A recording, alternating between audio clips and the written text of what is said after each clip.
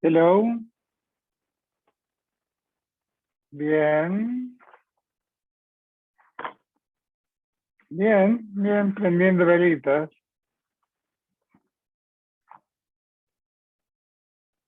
Ujú. Bien, por suerte, bien.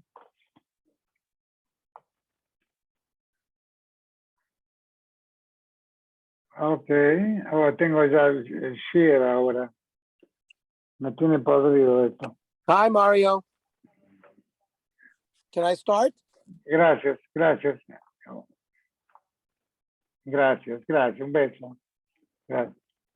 Yes, Ernie, Can we start? you can. You're in the car? I'm in the car waiting to check into our hotel. Okay. All right, Alan is here. Chaf So Amid Beis.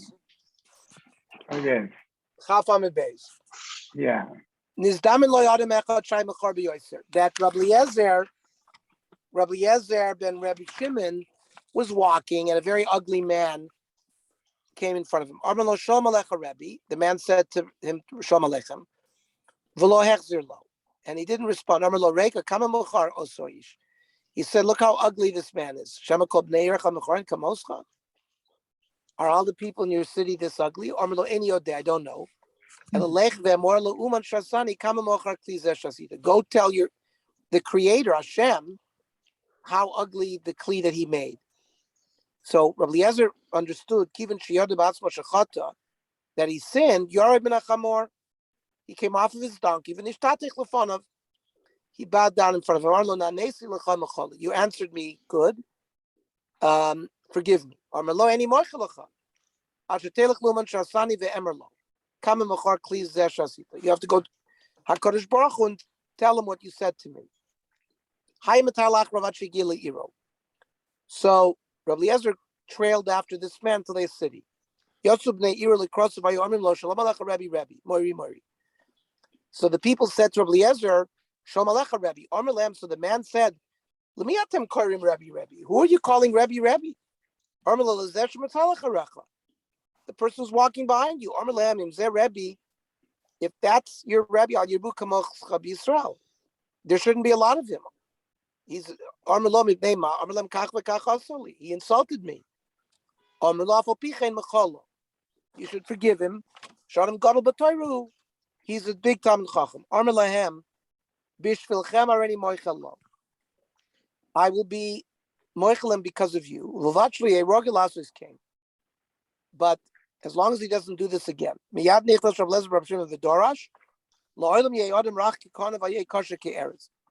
A person should bend like a reed, not be strong like a cedars. The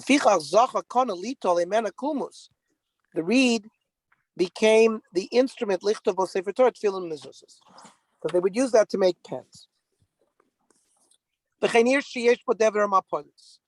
if there was a plague or earthquakes or walls collapsing, so they would fast. We're talking about brios below ru'os. We're talking about buildings that were thought to be strong, not weak, not shaky. She'enan ru'os lipol, v'lo ru'os lipol. Now, henios brio, henios she'enan ru'os. What are considered brios and not capable of falling? Henia ru'os, henia ru'os lipol. For example, they were built well, but they were tall. Because of their height, they collapsed. They were built on the banks of a river, which they can slide into the river. There was a shaky wall in Arda. They wouldn't walk by it. It was spared for 12 years. Ravada Barava was there. Let's go around. Let's not walk in front of the wall. We don't have to do that today. Ravada has a lot of schuyos. We're not afraid of the wall. Ravuna had some wine in a house that had crumbly walls. He wanted to remove the wine. He brought Ravada there. They occupied him in conversation so he wouldn't know what was going on until they got all the wine out. And they relied on Ravada to keep the house not from collapsing. After they removed the wine, the house collapsed. Irgish Ravada Barava. So Ravada Barava understood he was being used. Ikpid, was upset.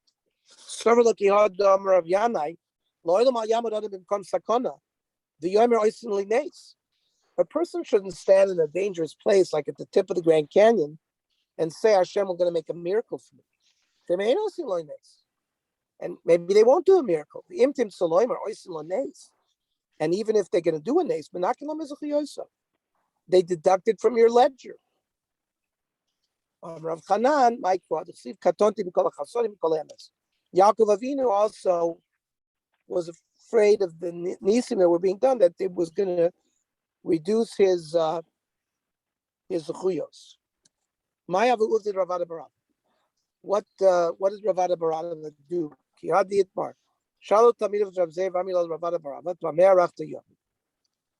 Why were you granted long life?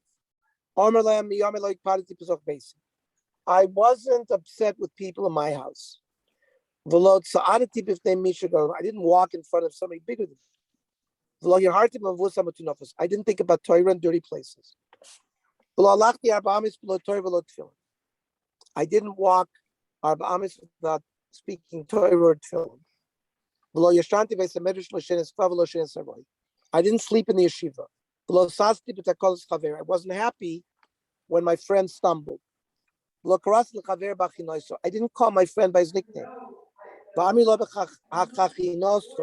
family's nickname.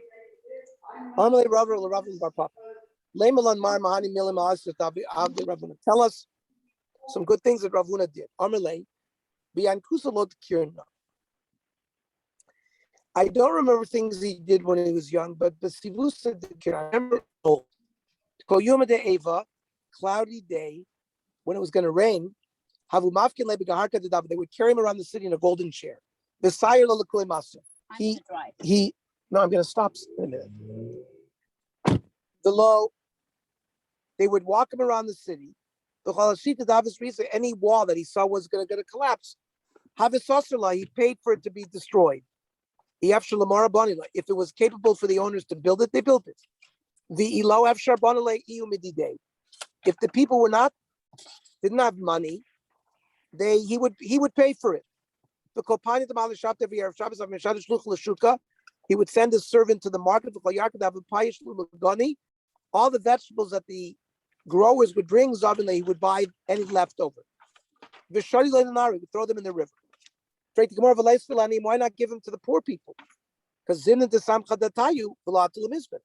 didn't want to cuff out the sellers that normally the aniyim would go and buy from them. If they knew they would get it free, the shopkeepers would lose money. Give it to the animals. that human food can't be given to animal food. Why not buy? Why did he buy the vegetables?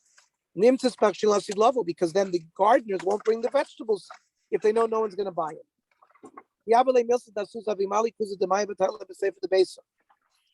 He would have medicine and put it in front of his house. The Omer called the whoever needs medicine, come and get it. That this was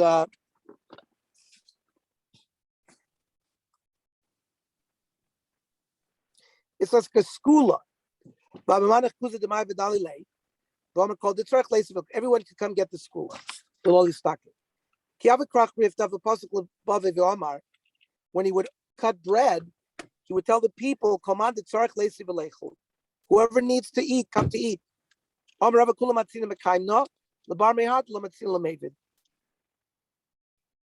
He says, all the minhagim of Rav Huna, I was Makayim, except for this last one. I can't afford that.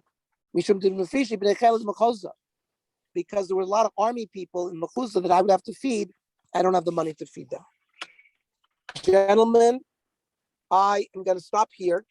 I know we're blocked behind, but we have to prepare for Shabbos and light candles. We don't have enough time. So tomorrow night, we're going to learn at 8 o'clock. The Navi Shir is at 7 o'clock. We'll try to do a couple of blocks tomorrow night to catch up.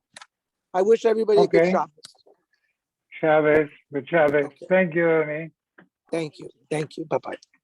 Have a good Shabbos.